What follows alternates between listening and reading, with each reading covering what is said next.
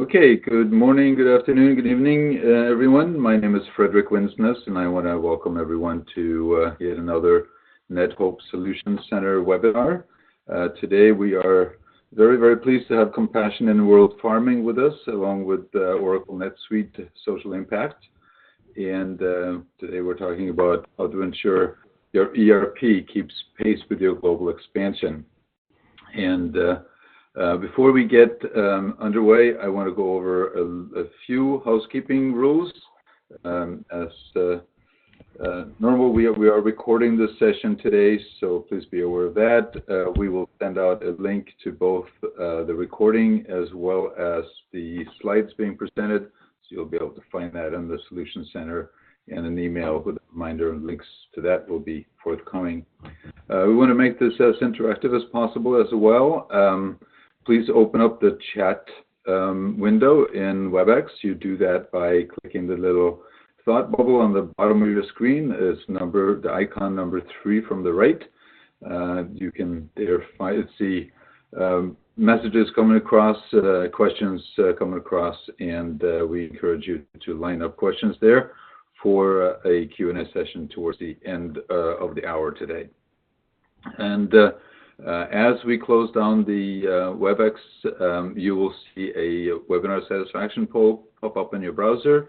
We'd certainly appreciate you spend a minute or so to answer those questions so we can get your feedback and improve this webinar series over time. So with that, I want to quickly mention our speakers today. We're going to start out with David Gehlhofer, who's the Senior Director of Pre-Sales and General Manager at Oracle NetSuite Social Impact, and Nick Dugdale, he's Head of Finance of Compassion in World Farming. But I'll have them do their own introductions as well, and I'm going to turn this over to David. So David, it's all yours. Thank you very much, Frederick, and thanks to the NetHope community for joining us and hearing a little bit about how Compassion in World Farming has done their global expansion. I want to just do a quick introduction for myself, and then Nick will introduce himself, and then Nick will talk a little bit about how Compassion in World Farming's journey has been, and then we'll basically have a conversation. As this whole thing unfolds, please, as you have questions or clarifications, put them in the WebEx window, and I'm sure Frederick will be great at inserting those questions into the conversation as we kind of go forward. So just a super quick kind of top line for what NetSuite is. We were acquired by Oracle, another big company in the space. I joined NetSuite about a decade ago after a 20-year career in nonprofit technology. So I actually started out doing computer literacy in the high poverty areas in the U.S. And before that, I actually had a previous life with a master's in international development doing income and employment generation programs overseas. So it's kind of nice in your career to kind of go back to where you started. So I love the NetHope community in that sense. And then NetSuite over the last decade has worked with a huge number of nonprofits, and we'll get into a little bit of those details kind of as we go. But really our goal is to make sure that we can get organizations like Compassion in World Farming, organizations of any size, anywhere in the world, to the point where they can deliver financial transparency both to their internal stakeholders and to their external stakeholders. And so we, as a software company, provide those tools, but the technology is really not that important. Really, it's the people and the process and the training and the leading practices, and we're really good at doing that stuff. So let me turn over to Nick to give a little introduction to yourself and then start talking about Compassion in World Farming. Thanks so much, David, and thank you to the NetHope community for letting me introduce Compassion in World Farming to you all, and to tell you our story about how we are growing our impact and our income and our overseas presence over the last few years. If you could go on to the next slide. I just wanted to talk about our vision, compassion in world farming. Want a world where farm animals are treated with compassion and treated with respect. And our mission is to end factory farming. So a simple message today is that we think that farm animals do not need to be kept in cages, and it would be far less cruel if we didn't have this as a requirement of farming. So this is just the key campaign that we're running across Europe at the moment, End the Cage Age, and it's something where we feel that we could make a difference to the lives of billions of animals. So on to my next slide. We're looking at how we're making this change, and the change is very much global.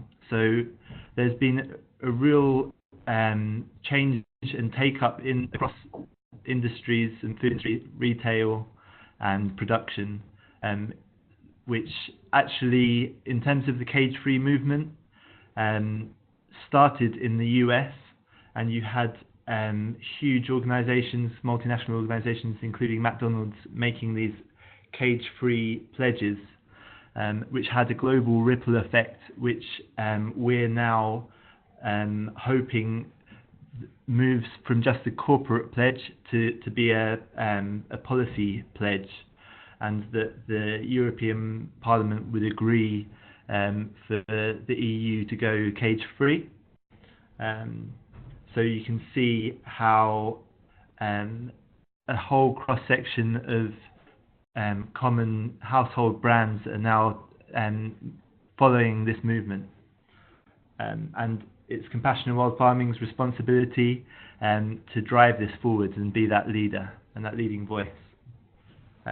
If I take you to the next slide, just to explain my role in supporting us to manage this global growth responsibly.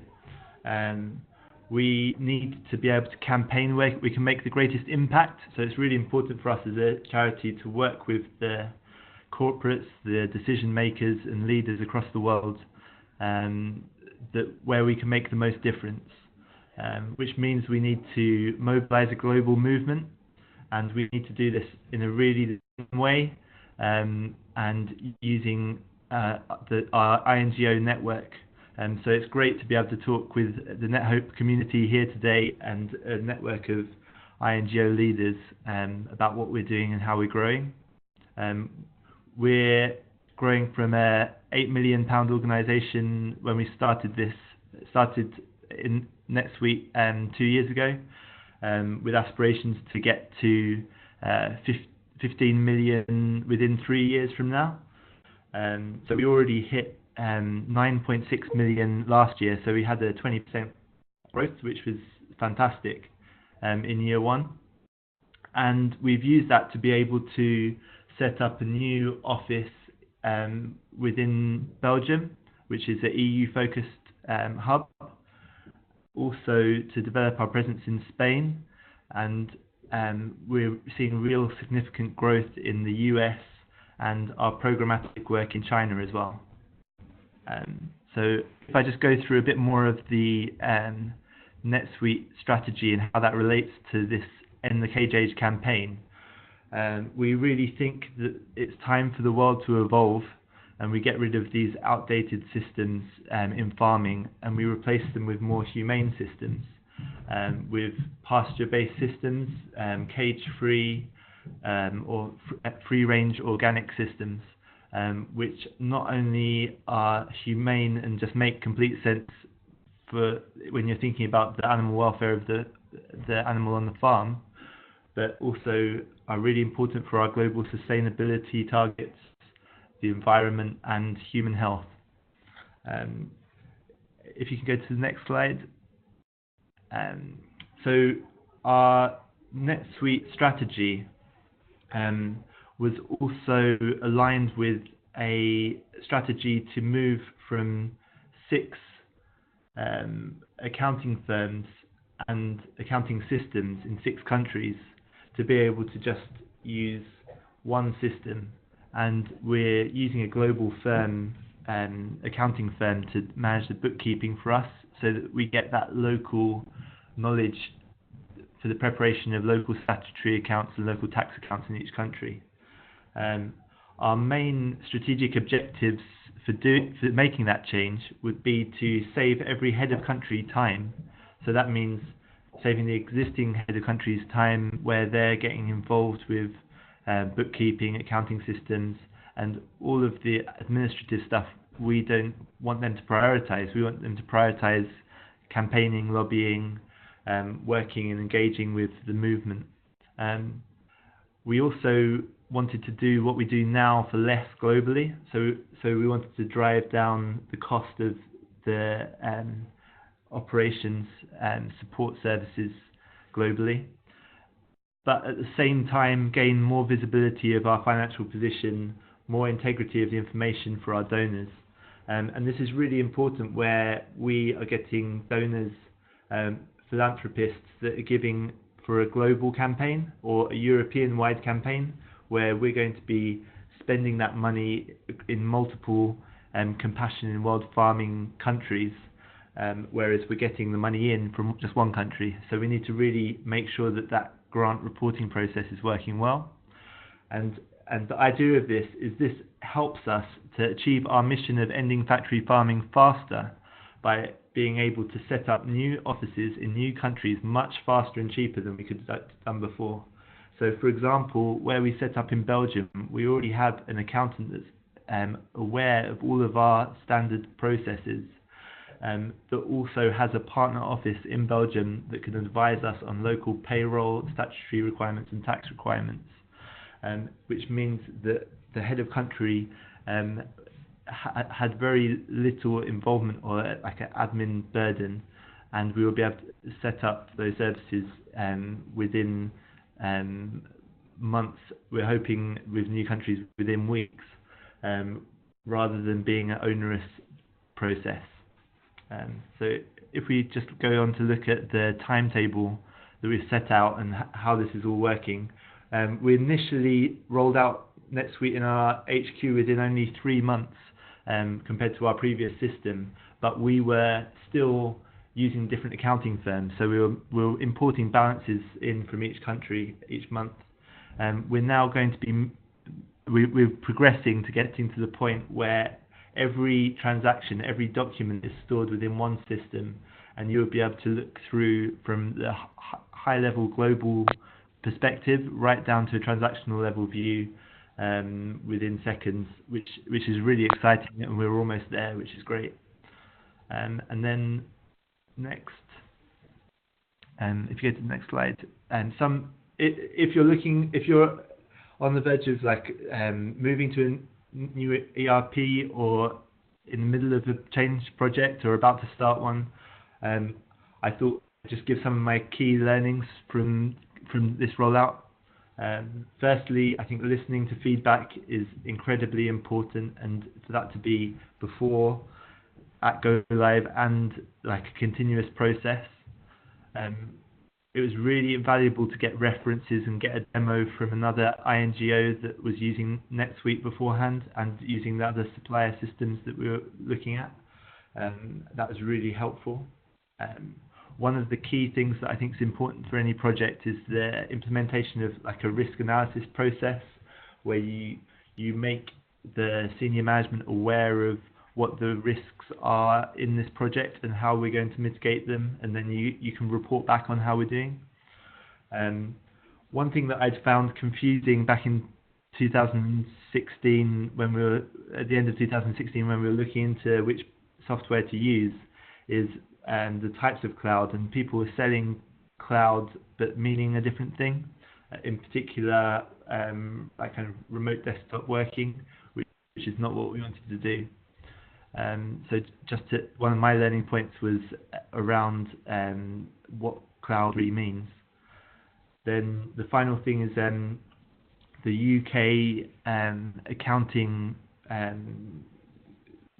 professional group, the ICAEW, provides an accredited software list, which includes NetSuite, and they've done the most thorough examination you can imagine, and they've got some really useful documents there where they've scrutinized exactly what every system can and can't do, and they've got an approved list of cloud-based suppliers there.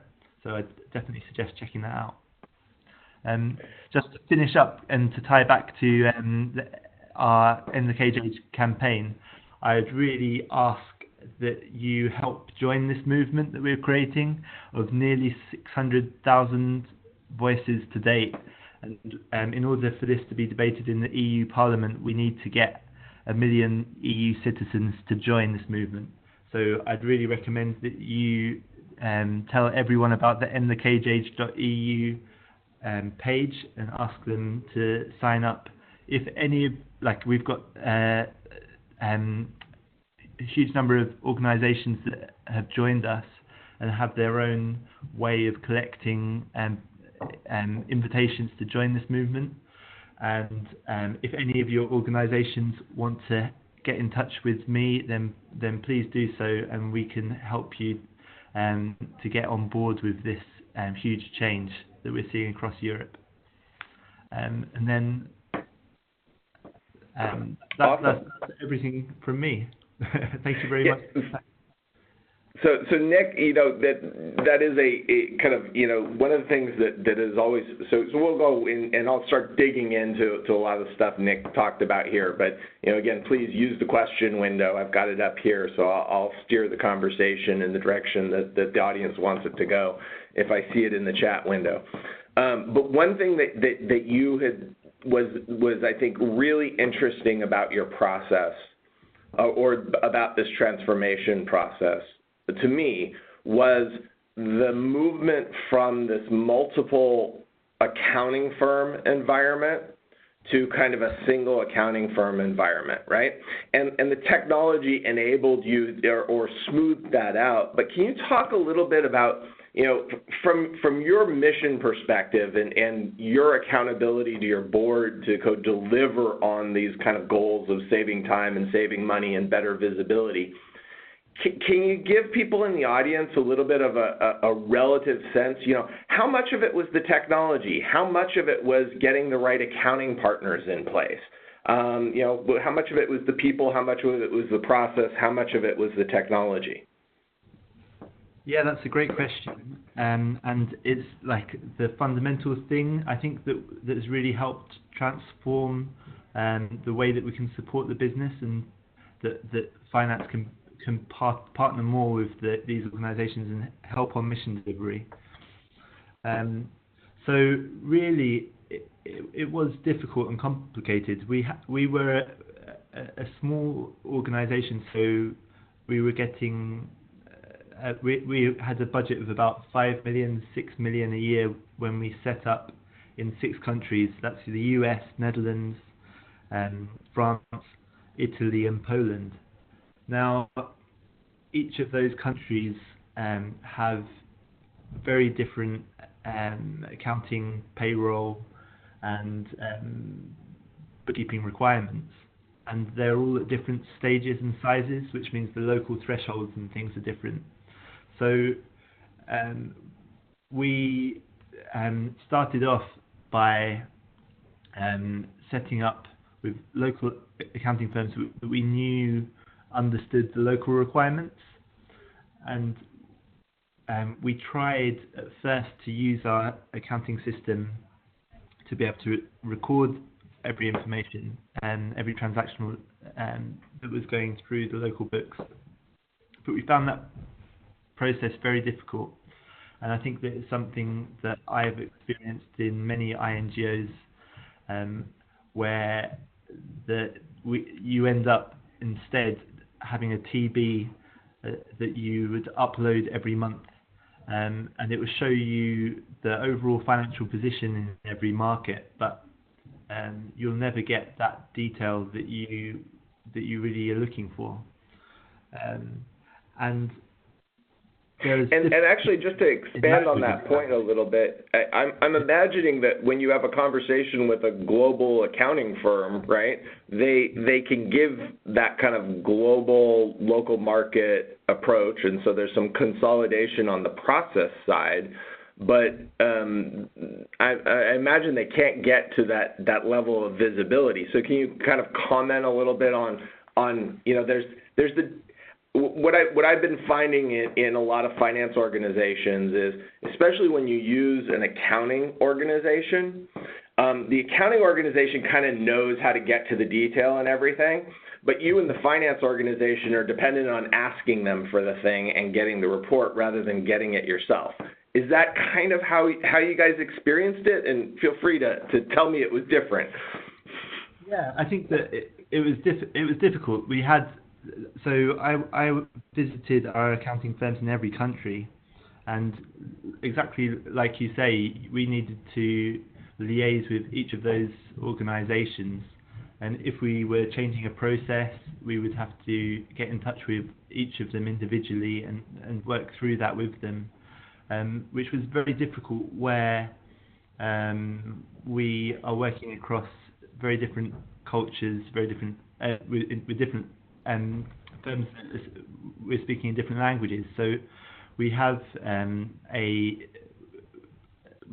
head of country that is obviously fluent in the language of the country and that can also translate for us. But then we've got all of the accounting jargon, which they're not experts in at all. So we need to make sure that we're kind of translating between three languages.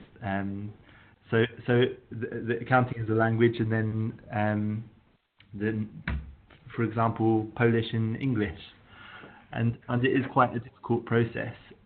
But where you have a global accounting firm, they're more used to working in that way, and they are built to work in that global way with us. Whereas the local firms in each city that we're working in weren't used to having international organisations working with them, and I think that it worked, but I think it delivers on those objectives that I mentioned earlier, where it's going to save us time and money and be more efficient by getting a global firm.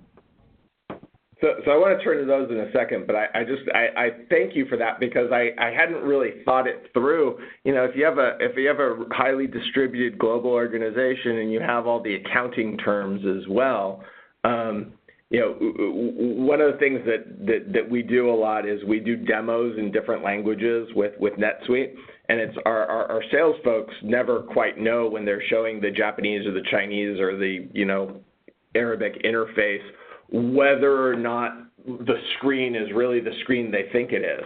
And I was just thinking, from a process standpoint, at least everybody's kind of using the same, hey, we're doing this thing over here. We call it a sales order, but you already have the translations and everything else in there.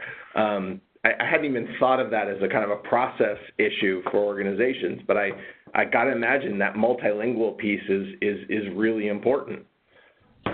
Yeah, I found myself talking through descriptions of what the accounting terms were trying to do, like kind of through metaphors almost, rather than being able to use the direct language. And I made it a point personally to try and learn those different terms in those different languages, which is something thankfully that I've been able to unlearn over the last couple of years.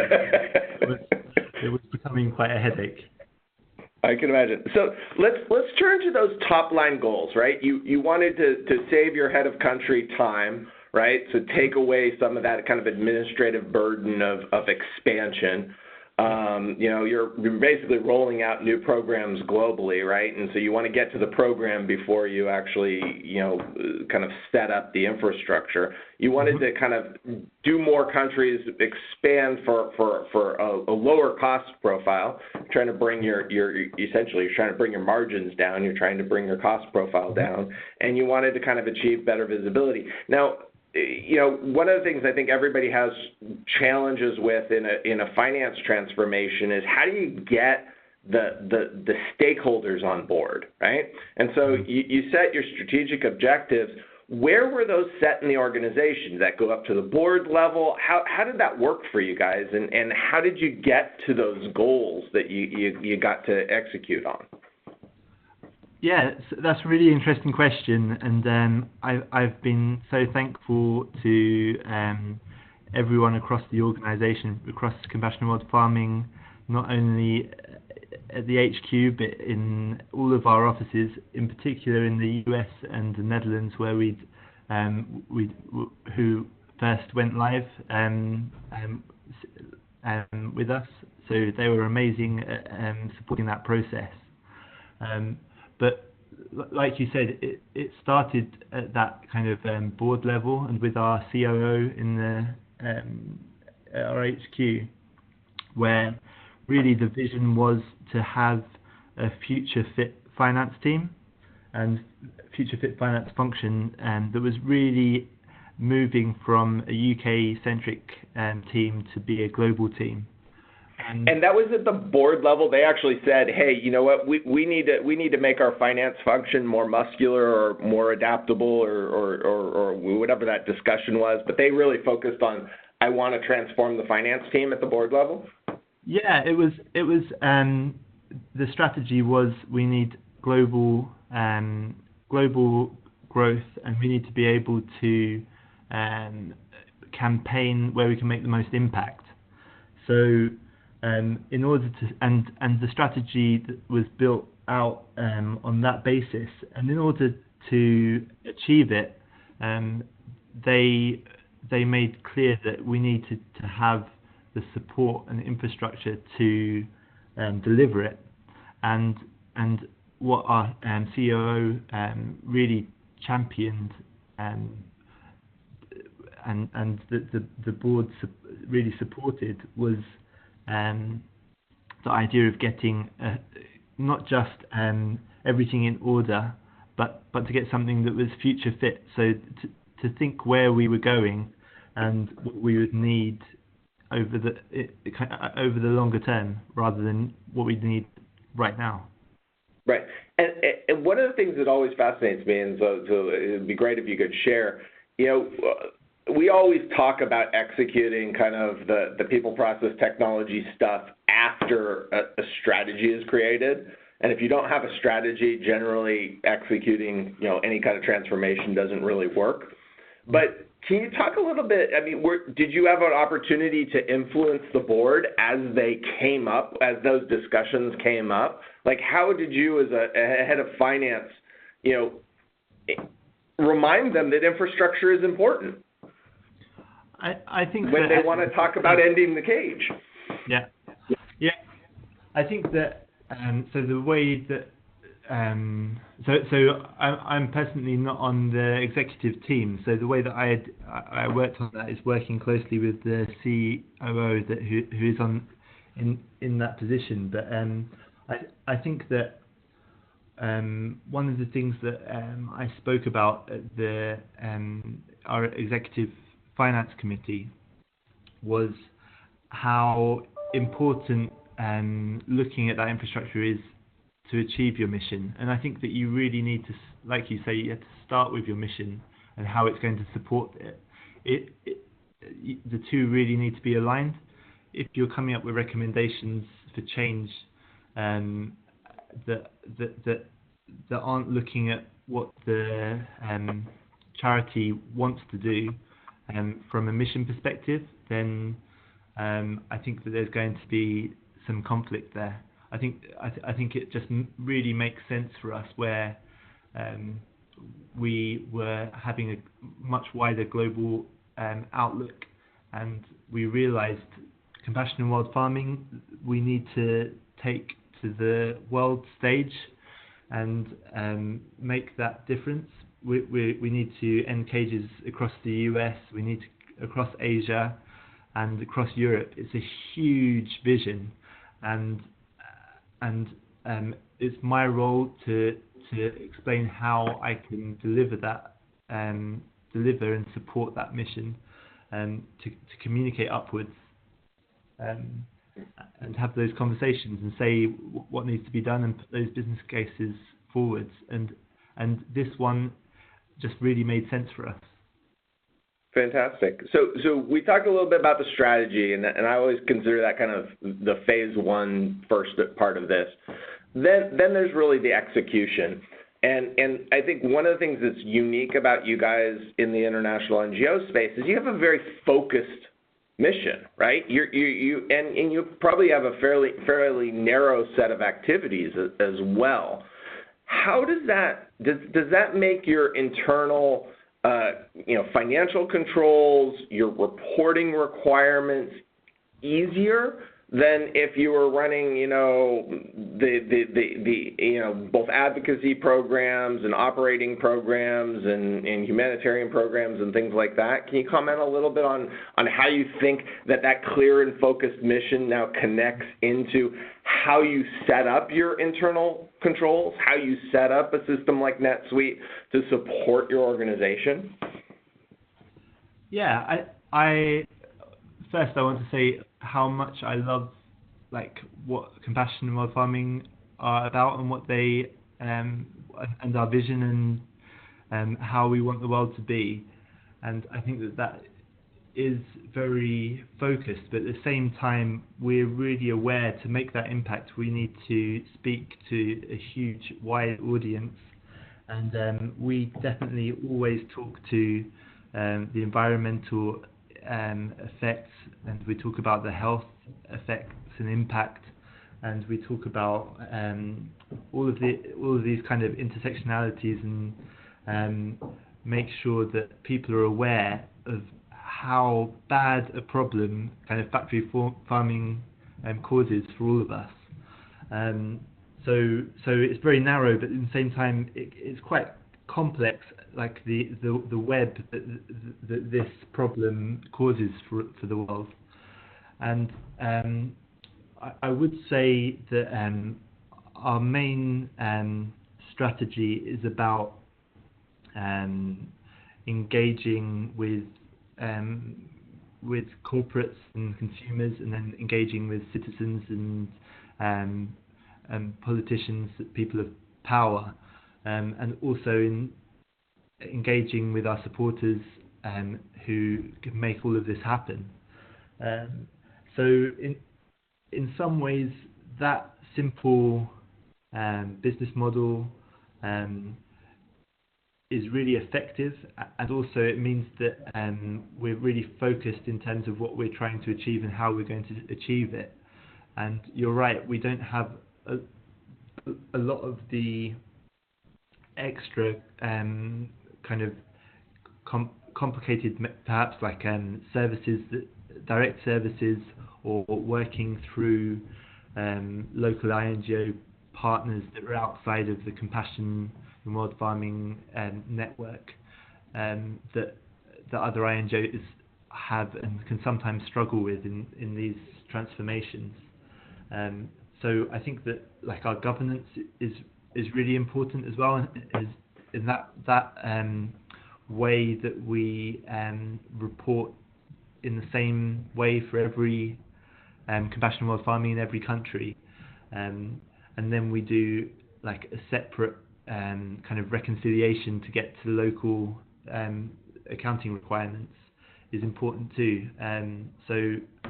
So I think that the way that our governance is structured, the way that our kind of strategy is structured, is all about being effective, and it also facilitates this transformation to be easier. Okay. So let's start getting into a little bit of the guts of the matter, right? You've got all these countries. You're basically tracking revenue and expenses across these countries. You've got these accounting firms involved. Who's actually using the system? Who has access to it? How many people have access to it? What information are they getting out of it? Yeah, that's a really great question, because that's really important for our budget holders here and the staff. So we've got 140 users. Most of them are our employees, but also we can give read-only access, for example, to our auditor to check it, They can go and find invoices for themselves. They're in the system. Also, the accounting firm to have access to be able to do the local bookkeeping for us.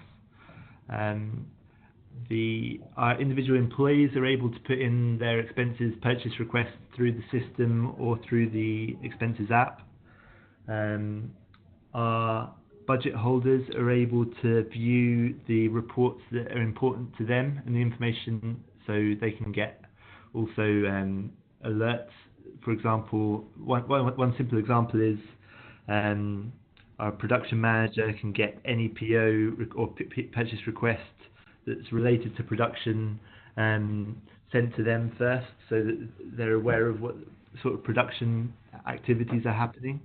Like, in an ideal world, they should get that. They should know that already. But sometimes these ways of automating those types of transactions, so that for example, a budget holder can see if a request is made over a certain amount. That sort of thing is really useful. How did they manage their program? I mean, these are budget managers, are basically folks in managing programs, right? How did those program managers find out that information before?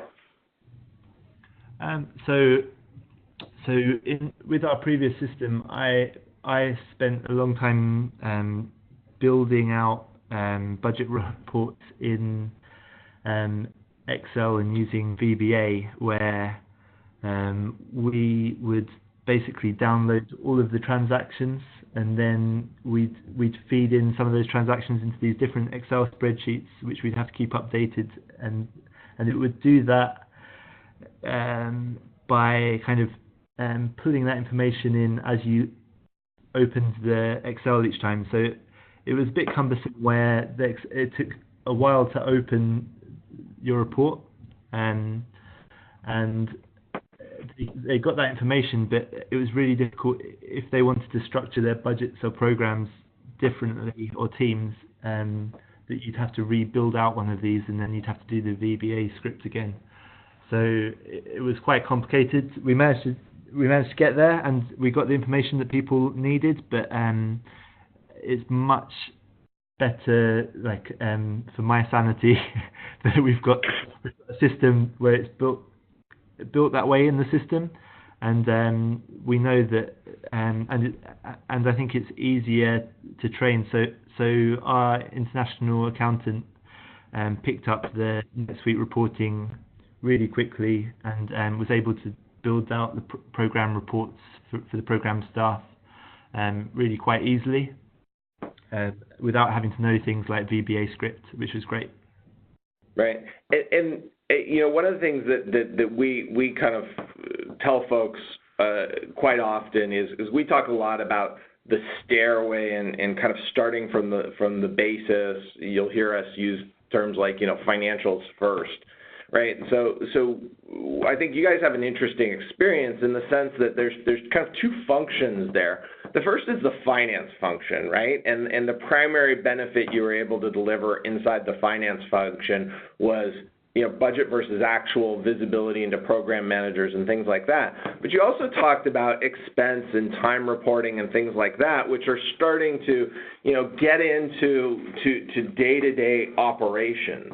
You know, do you see more opportunities to kind of, well, I guess the first question is, do you see a benefit to having those, you know, operating activities, things like the expense system, you know, be essentially the same as your finance system? There definitely is, because where you're using the same system for both, you can get to that really low-level detail really quickly, right? So you go from the board-level reporting right down to the expense receipt within seconds, which is fantastic. If you're a budget holder or program manager, you don't have to look into systems to find out what's happening. You can see it in one report. but also there's that potential, like you're saying, and so when we first went live in April 2017, and we'd signed off we had the final kind of sign off in December 2016, so like within 3 months. But that initial go live was doing something quite like for like with the processes that we previously had, and the point is that since then we've continued to get feedback, and we continue to develop the product we have, and also the product itself has developed through 2 upgrades a year, so that we're in like a different place now to when we started, and I'm hoping that in the future we'll be able to use it much more for recording non-financials like project outcomes, which would mean that we can deliver a report of budget versus actual, but also kind of looking at the objectives and have KPI reporting built within NetSuite. Yep. So that's a perfect segue. We have a question, and again, I had in my little notes here at 8:40 we would turn over to Q&A, but so far I've only had one question that hasn't been planted. Frederick is really good at asking questions, so I'm using his. But Kristen asked a great question. Can you speak to any organizational change management that you might have incorporated into the implementation? And I think I want to just frame this, because I think you just did it perfectly. In a modern cloud environment with something like NetSuite, the change management process is not really about the implementation. The change management process is changing your organization to evolve over time with the software. So you mentioned you went live with a like-for-like kind of business process, but your business process is changing over time. So can you comment on the organizational change management approaches you've incorporated in both that implementation, but also, what happens after implementation? Yes, I think that like the change management is really important, and like what was really important at the time is to have that kind of buy-in from the top about why we're doing this and why it's important for us as a charity and how it's going to help. It was also really important, like you said, to have that kind of softer implementation, so that we didn't have that big bang, and we kind of took things step by step. We were adding a couple of countries at a time over the course of the 2 years, where by the end of the 2 years we've got to 7 countries using NetSuite. One of them a brand new one for us as well. So I think that that point about making sure that you get feedback across the organisation is really important. So you need to, I think that it's important for us as a finance function to be approachable and to listen to the kind of needs of the organisation, but also to try and lead this process and try and keep things simple, so that so my wish at the time was that kind of like for like, and we didn't want to create a kind of customized beast that would be very difficult for us to maintain. We wanted to try and keep customizations and bespoke builds to a minimum, and to only implement those if they were really critical to the business. And I think that like my mind has changed on that since, and actually I feel like I wish I took I wish we changed even less, and I wish that the kind of customizations were even less than we did at the start. And that's one thing that I would definitely recommend, is to look at really some of these systems are built around best practice and feedback from other INGOs already, and it might be quite simple to kind of, when you're thinking through something like how you're reporting as an organization and the different coding structures that you're using, that actually that might exist already in the system, and it's actually more about learning and getting a feel for why the system's built the way it is, and to also get that feedback and understanding and really listening to the kind of implementation professional services team. Because if you go in with that kind of without that blank page and you've got in your mind how it should be from the start, I think that change management process is going to be really difficult. It's funny. I'll comment on the same topic from the software perspective. And here's a really important thing. The cloud and the modern systems and this ability to kind of change your process over time with the system. It's not like you implement the ERP and then 10 years later you're running the exact same process and it doesn't work anymore, so you have to buy a new ERP. That's not the environment we're in, right? We can change our process over time. So when we as a software company go out and we talk about leading practices, right? This is how an INGO can use NetSuite to track budgets for projects. Invariably, we get into these discussions with people that say, we don't track our project budgets that way. And our argument is always, start from this basis, because we know this basis works. And you'll go live and you'll get most of your stuff done, and then you can make it yours over time. And I think one of the interesting things from our perspective is a lot of time the pushback we get is that we get pushback from the customer who thinks that we're telling them that because our system can't do something, right? We're trying to push people to what it can do. No, in fact, we just want people live, getting their basic information out, because we know that they will evolve with it over time. And I think that's Nick, is that fair? I mean, has that been consistent with your experience?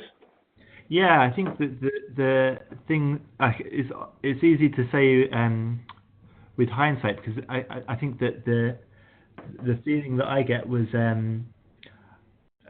like, as you evolve, you get understanding of how all the system works together, and you get to become the expert in how you've built it. So you're able to then make much better decisions about how to develop it and to make it work better. Before you go live, some of those things you haven't had that experience with, and you may not, and you do get good training. There's good implementation training from NetSuite, but you really need to experience using that system as an organization to know how everything interconnects for your organization. So I think that I would definitely recommend to others to try and do it out of the box first, and as you say, then take those steps and improvements later.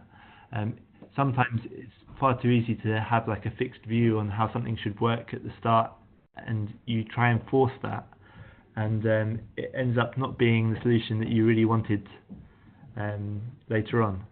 So it's something that's one of those catch-22s, because you can't start with a new system or process or anything, whilst also being able to understand how it works completely and intuitively.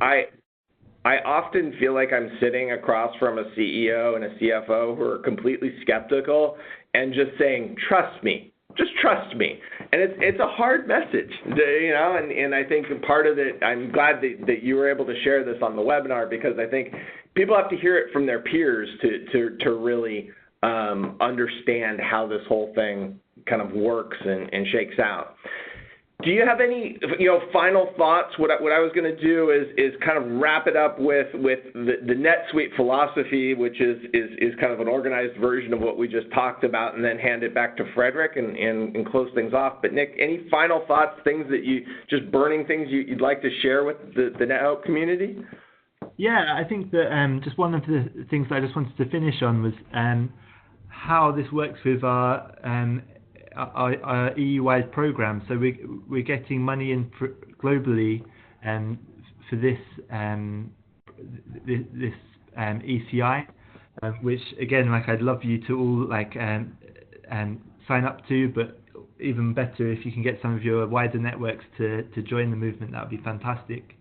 But really, like, my ambition is to not just be able to give like the finance data to the program managers within NetSuite, but also for them to keep track of progress on these programs within that same report. And NetSuite will allow that, and as part of our kind of ongoing development of NetSuite, we should be able to deliver those reports. So that's really the future for us, and what I'm excited about developing here. And we look forward to bringing you with other NetSuite customers, and maybe even under the umbrella of the Center for Digital Nonprofit at NetHope to kind of solve for that problem. Again, just like having the finance function and the expenses function, tied together, there's some value in that. In the nonprofit space, we see the outcome side to be really kind of important.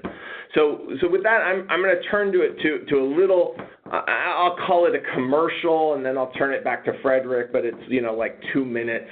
When we started NetSuite about 10 years ago, we made a very conscious decision that we were not really doing a software company.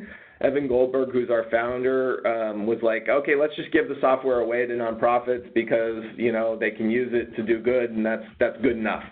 I had to kind of remind him that doesn't work that way. When you give stuff for free, it doesn't actually land.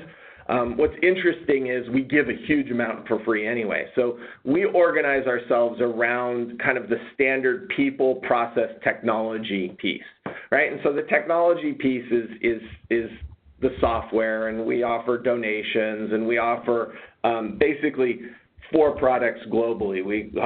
What we call the starter donation, the starter, the emerging, and the mid-market stuff. The starter donation solution is no cost. It'll get any of 12 million NGOs to a basic level of financial transparency for no annual cost. It includes support. We will actually implement it for you, and everybody then asks me if it's too good to be true, and sure, whatever. But we also serve, the biggest charities in the world as an enterprise software vendor. Our commitment comes in kind of the pro bono and the capacity side. So we do about a third of our social impact customers receive a pro bono project every year to help them use the software more effectively. That includes folks as big as, the Compassion Internationals of the world, and as small as little organizations in, Kenya with less than $100,000 in revenue. And then we also have kind of capacity building programs, and that's a big reason we joined on with the Center for Digital Nonprofit is to start to help our organizations, because as you've heard today, it was about strategy. There's a lot of stuff that's not about technology that allows you to make technology work. So that's our philosophy. Another part of our philosophy is getting folks, involved. So that's a picture of Nick, and we had him out in a Grow Live event in London, and we talk a lot about what our organizations do and try to connect them into our community, because those pro bono volunteers, those are our employees, those are our partners, those are the employees of our customers. So what we're trying to do is kind of build this community and engine for social change. And underlying it all is a very organized idea. We talked about foundations and stairways here. This is kind of our social impact stairway, where you start, where you can go. And one of the interesting things is, for any of our 1,300 organizations, I can tell you exactly where they are. One final thought. Everybody asks me, I'm not displaying this right. Everybody asks me what NetSuite does. I'll skip out of this piece, but we have very broad set of functionality. So, we're much more interested in just engaging over time. Last thought is a call to action. If you are interested in the cage, that's the URL. If you're interested in NetSuite, send an email to socialimpact@netsuite.com. And with that, I am going to turn it over to Frederick. Well, thank you very, very much, David and Nick. This has been great. In many cases, we talk a lot about technology on these webinars, and the way that you were able to tie this in with the mission of your organization today, Nick, was very super important. So I applaud you for that. And same thing, David. It appears that you have a keen eye for social impact and dealing with the sector, and appreciate your support of the sector as well. So I want to thank you both. I want to thank the audience for great interaction, and hopefully you have found this to be useful. We have this webinar series that we execute on a regular basis. So I will send.